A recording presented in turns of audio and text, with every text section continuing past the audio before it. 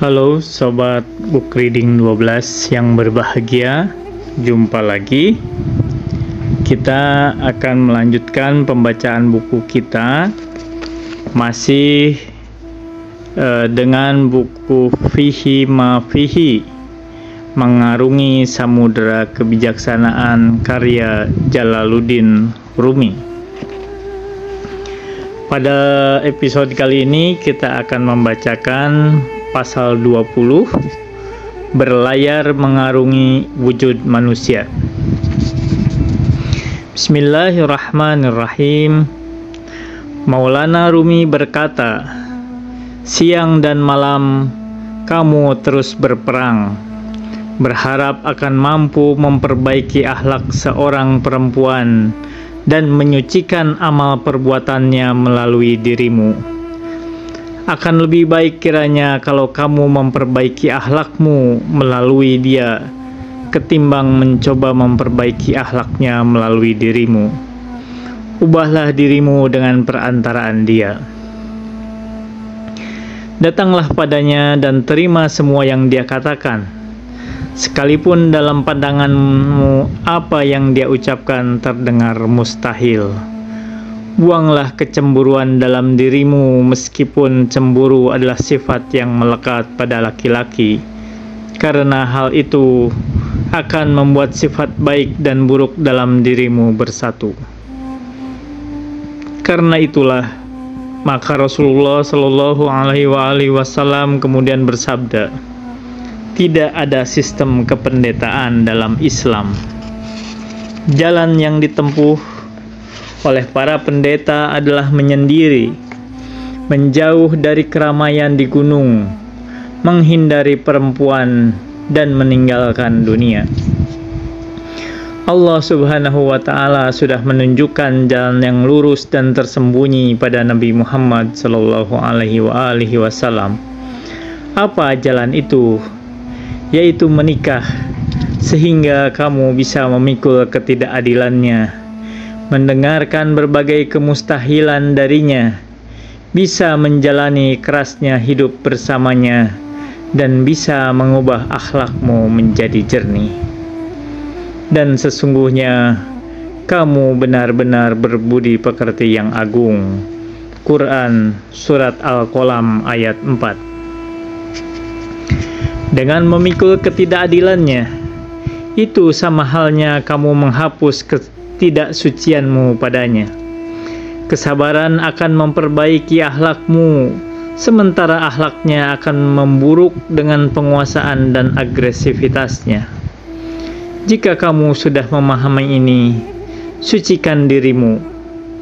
Ketahuilah bahwa mereka bagaikan pakaian bagimu, melalui mereka kamu bisa menyucikan dirimu. Jika dengan cara ini tak berhasil, bermusyawarahlah dengan dirimu sendiri melalui akal yang kamu memiliki seperti ini. Biarkan aku menganggap bahwa kita tidak pernah menikah. Ia adalah pelacur. Setiap aku diliputi oleh hawa nafsu, aku akan pergi kepadanya. Cara ini akan melindungimu dari sifat agresif dan cemburu, sehingga kamu akan merasakan indahnya berjuang dan memikul, dan karena kemustahilan mereka sendirilah, berbagai hal akan tersingkap dengan jelas di hadapannya. Setelah itu, tanpa perlu bermusyawarah lagi, kamu akan langsung bersedia untuk menanggung kesalahannya, berjuang demi dirinya, dan menaklukkan jiwanya yang penuh dengan kesalahan. Saat kamu melihat itu semua, ada keuntungan-keuntungan yang secara khusus akan kamu dapatkan. Dikisahkan bahwa pada suatu malam Rasulullah Shallallahu Alaihi Wasallam kembali bersama para sahabat dari sebuah serangan.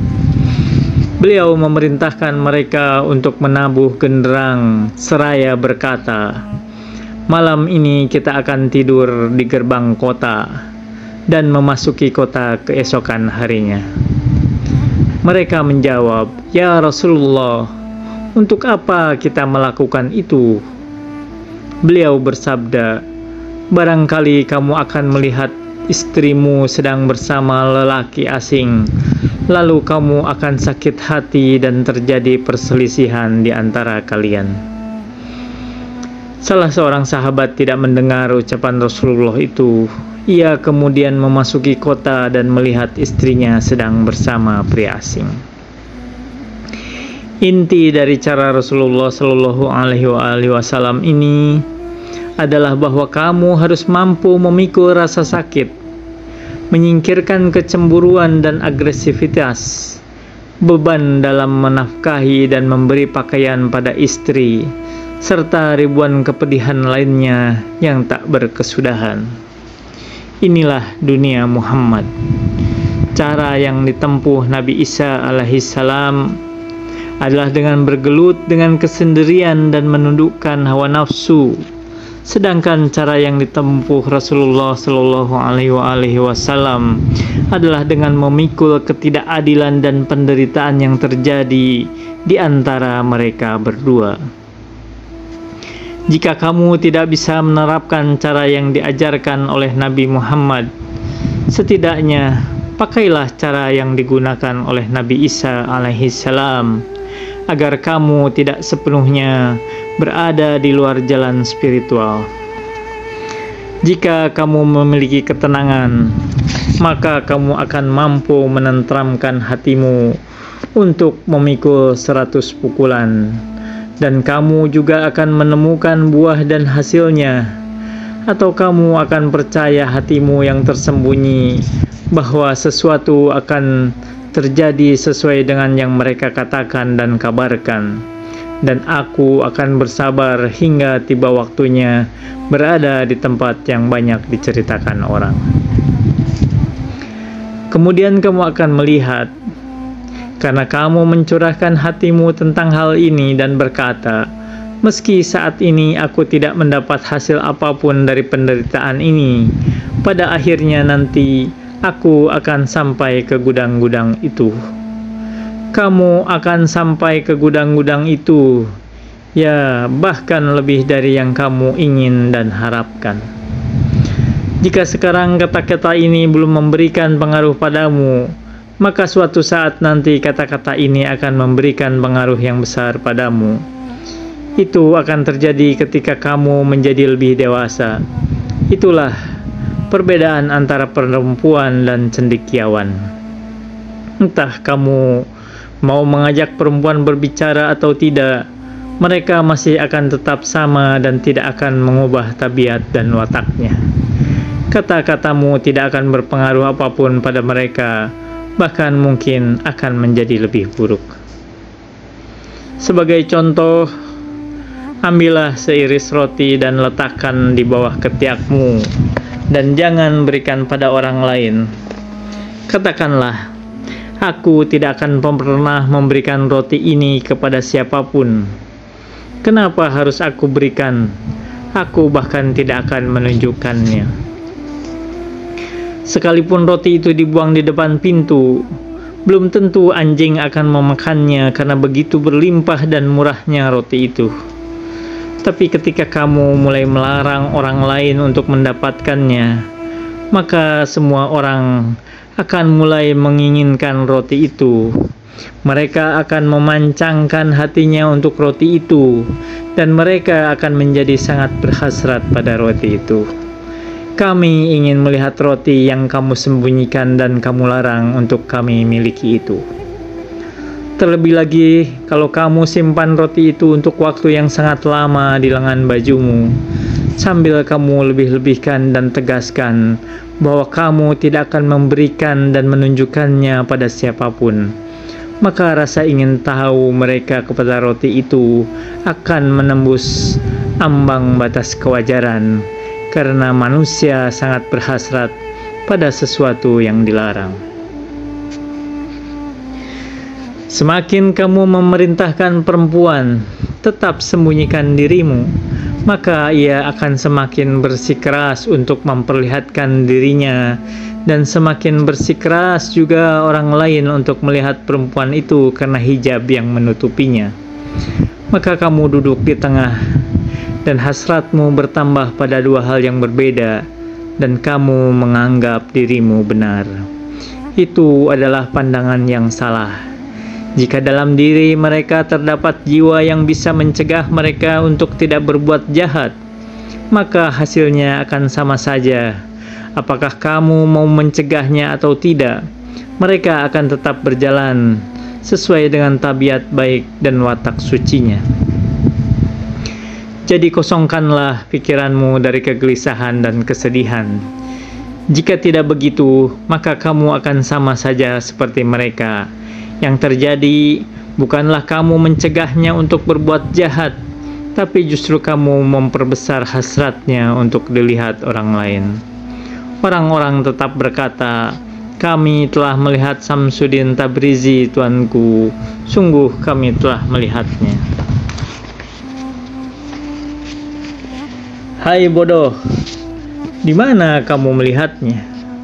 Orang yang tidak bisa melihat seekor unta di atap rumahnya sendiri datang dan berkata, "Aku melihat sebuah jarum dan memasukkan benang ke dalamnya." Apa yang dikatakan orang itu sama bagusnya dengan apa yang diucapkan oleh orang lain yang berkata, "Ada dua hal yang membuatku tertawa.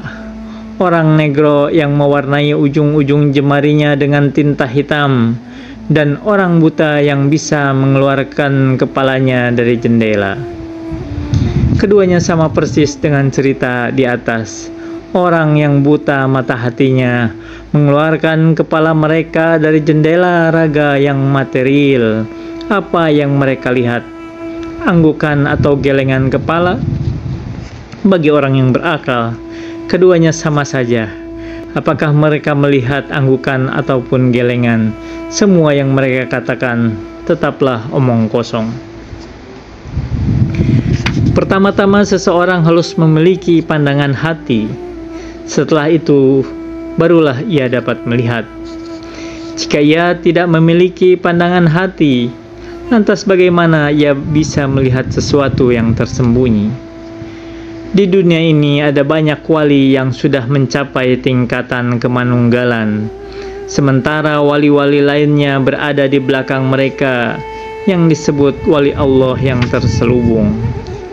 Para wali yang pertama selalu mohon dengan sungguh-sungguh, "Ya Tuhan, tunjukkan pada kami salah satu walimu yang terselubung." Selama mereka tidak benar-benar ingin, atau selama wali yang terselubung itu tidak ingin dilihat, meskipun wali itu memiliki mata yang sangat tajam, mereka tidak akan mampu melihatnya. Seperti para pelacur yang tidak boleh melihat satu orang pelanggan pun, mereka tidak bisa berkomunikasi dengan mereka atau menemuinya. Bagaimana bisa melihat seorang wali yang terselubung atau mengetahuinya tanpa mereka kehendaki? Ini bukanlah perkara yang mudah. Para malaikat berkata, "Kami senantiasa bertasbih dengan memuji Engkau dan mensucikan Engkau." Quran Surat Al-Baqarah ayat 30. Kami juga para pecinta, rohaniawan dan cahaya sejati, sedangkan mereka para manusia hanyalah sekumpulan orang rakus yang gemar membunuh. Mereka akan selalu menumpahkan darah. Ini semua dikarenakan manusia gemetaran oleh adanya malaikat yang merupakan rohaniawan, yang tak memiliki nafsu pada harta, martabat, dan tidak tertutup oleh selubung. Mereka adalah cahaya sejati yang mewakili keindahan Tuhan. Mereka adalah pecinta sejati, pemilik mata yang tajam yang mampu melihat dari jarak yang sangat jauh. Antara mengingkari dan mengakui realitas tersebut, dengan gemetaran manusia bertanya, "Oh, siapa aku? Apa yang aku tahu?" Demikian pula jika ada seberkas cahaya yang menyinari wajahnya dan ia merasa sangat senang, maka ia akan bersyukur 1000 kali sambil berkata, bagaimana aku bisa layak mendapatkan semua ini? Sekali lagi, kamu akan mendapatkan sesuatu yang lebih menyenangkan ketimbang perkataan Samsudin. Karena pelayaran mengarungi wujud manusia adalah cita-cita kita. Ketika ada pelayaran, maka angin akan membawa kapal itu ke suatu tempat yang agung. Tapi ketika tak ada pelayaran, maka semua perkataan itu hanyalah hembusan angin belaka. Alangkah indahnya hubungan antara pecinta dan yang dicintainya. Tidak ada paksaan di antara mereka berdua. Kalaupun ada paksaan, maka hal itu dilakukan demi yang lain. Semua hal selain cinta adalah haram baginya. Aku bisa menjelaskan ucapan ini secara panjang lebar, tapi sayangnya tak ada waktu lagi. Seseorang harus berjuang keras dan menggali sungai agar bisa sampai ke telaga hati. Akan tetapi orang-orang itu menjadi bosan, atau orang yang berkata itu yang bosan dan mengajukan beragam alasan. Jika tidak, maka orang yang berbicara tidak akan membiarkan pendengarnya melepaskan diri dari kebosanan yang tak bermakna itu. Siapapun tidak bisa meminta seorang pecinta untuk memberikan bukti tentang keindahan orang yang dicintanya. Siapapun juga tidak akan mampu menunjukkan bukti di hati pecinta tentang keburukan orang yang dicintanya. Dengan demikian, bukti tidak berguna di sini. Di sini, manusia harus menjadi pencari cinta. Jika dalam bait ini aku melebih-lebihkan keadaan pecinta, maka itu bukan merupakan bentuk yang sebenarnya. Aku juga melihat bahwa seorang murid hendaknya menanggalkan seluruh tujuan maknanya demi bentuk guru mereka. Wahai engkau yang bentuknya lebih indah dari 100 makna. Hal itu dikarenakan semua murid yang datang kepada gurunya harus melepaskan diri dari semua tujuan makna yang dimilikinya untuk masuk ke dalam kebutuhan gurunya itu. Bahauddin melemparkan pertanyaan. Tentu saja murid tidak menanggalkan tujuan mereka karena bentuk gurunya, tetapi demi tujuan gurunya. Maulana Rumi menjawab, masalahnya tidak seperti itu. Jika kondisinya demikian, maka keduanya akan menjadi guru.